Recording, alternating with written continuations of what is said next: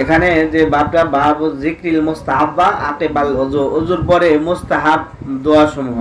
তো এখানে যে হাদিসটা আছে, এই হাদিসটা হযরতে উমর রাদিয়াল্লাহু আনহু বর্ণিত আছে যে রাসূলুল্লাহ সাল্লাল্লাহু আলাইহি ওয়াসাল্লাম বলেছেন, মান ইয়াতাওয়াজ্জা, যে মা মিন আহাদিন ইয়াতাওয়াজ্জাউ ফায়ুবলিহু আও ইউসবিগুল ওযুআ, কেউ যদি ওযু করে আর পরিপূর্ণভাবে ওযুর মুস্তাহাব্বাত সহ, যেখানে তিনবার ধোয়ার কথা, তিনবার ধুলো, ভালো করে পরিষ্কার করে ওযু করলো, সুম্মা ইয়াকুলু, ওযু শেষে এই দোয়াটা বললো, কালিমা শাহাদাত, আশহাদু আল্লা ইলাহা ইল্লাল্লাহু ওয়া আন্না মুহাম্মাদুর আবদুহু ওয়া রাসূলুহু।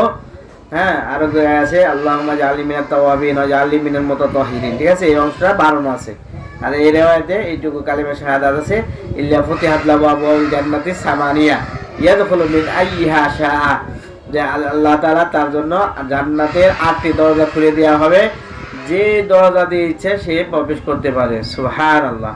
তাহলে দেখো, জান্নাতে যাওয়ার শর্টকাট রাস্তার মধ্যে একটা এই আমল, সহজ আমল, কিন্তু বেশিরভাগ মানুষই করে না, অলসতা করে। বুঝা যাচ্ছে?